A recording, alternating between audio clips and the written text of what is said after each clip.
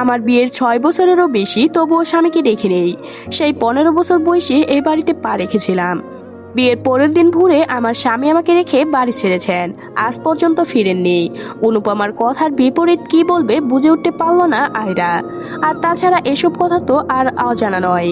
ফোনের দুজনে আলাপ হয় প্রায় সময়ই। আচ্ছা, এসব রাখ তো, আগে তুই বল তোর পড়াশোনা কেমন যাচ্ছে। তোর না সামনে সেমিস্টার?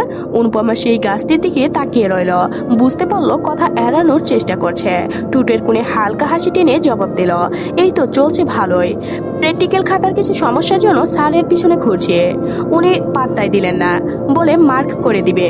অথচ দেখা যাবে মার্ক দেওয়ার বেলায় নাম গন্ধও পাওয়া যাবে না। এরপর চুপ করে বসে রইল দুজনে। আয়রা অনুপমার মেয়েটার দৃষ্টি অনুসরণ করে বাড়ির পিছনের দিকে সেই গাছটির দৃষ্টিপাত করল। অনুপমার জন্মের কিছুদিন পর বাবা হারালো। মা সেই ছোট্ট মেয়েটাকে নিয়ে ভাইয়ের বাসায় আশ্রয় নিলেন। অথচ কিছুদিন পর মাও তাকে ছেড়ে চলে গেলেন। এতিম মেয়েটা মামার বাড়ির দুমুঠো ভাতের জন্য কত অত্যাচার সহ্য করলো, কিন্তু তাও কি তার কপালে সইল? নবম শ্রেণী পাশ করে 10ম শ্রেণীতে পা রেখেছিল শোবে। হঠাৎ বিয়ের সম্বন্ধ আসায় মামা রাজি হয়ে গেলেন। ঘাট থেকে বোঝা কমানোর জন্য এইটুকু মেয়েকে, যে কিনা বিয়ের মানেটুকু বুঝে না, তাকে বিয়ে দিতে রাজি হলেন। মেয়েটা বিয়ে করতে চায় না, সে কি অত্যাচার! সেই সম্বন্ধটা সেইবার মামা ভেঙে দিয়েছিলেন। লোকটার বয়স অনেক, তার ওপর আগের বউ আছে। আর যাই হোক, মৃত বোনের মেয়েকে তিনি এমন করে দিবেন না। তাই ঠিক 1 মাস পর অনুপমার শাশুড়ি প্রস্তাব নিয়ে এলেন। অনুপমা কেন যেন এই বিয়েতে রাজি হয়ে গিয়েছিলেন। এর 1 সপ্তাহের মধ্যেই ঘরোয়াভাবে বিয়েটা সম্পূর্ণ হয়েছিল। অতীতের কথা ভাবতেই আইরিনের চোখ ভিজে উঠে চাইল। নিজের মায়ের কথার অত্যাচার কথা ভাবলেই ঘৃণা হয়।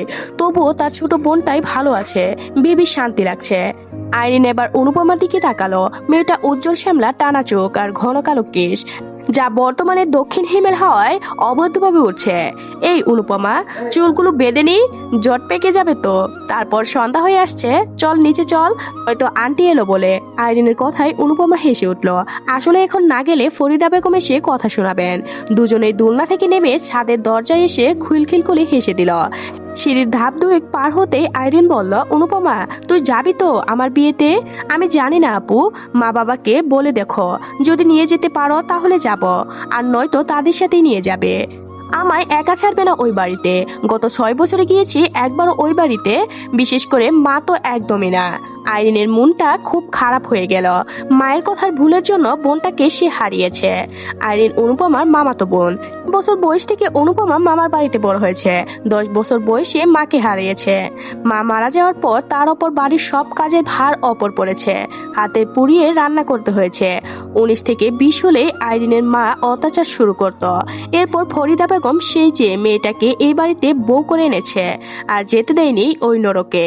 দিন হলো আইরিনের বিয়ে ঠিক হয়েছে তার ভালোবাসার মানুষটির সাথে। তাই সে আর তার বাবা আজ দুপুরে এসেছিলেন অনুপমার শ্বশুর বাড়িতে সকলকে দাওয়াত দিতে। আইরিনকে এতদিন পর পেয়ে আর যেতে দেয়নি অনুপমা। আমার শাশুড়িকে দিয়ে মামাকে রাজি করিয়েছেন 2-3 দিনের জন্য থাকার জন্য।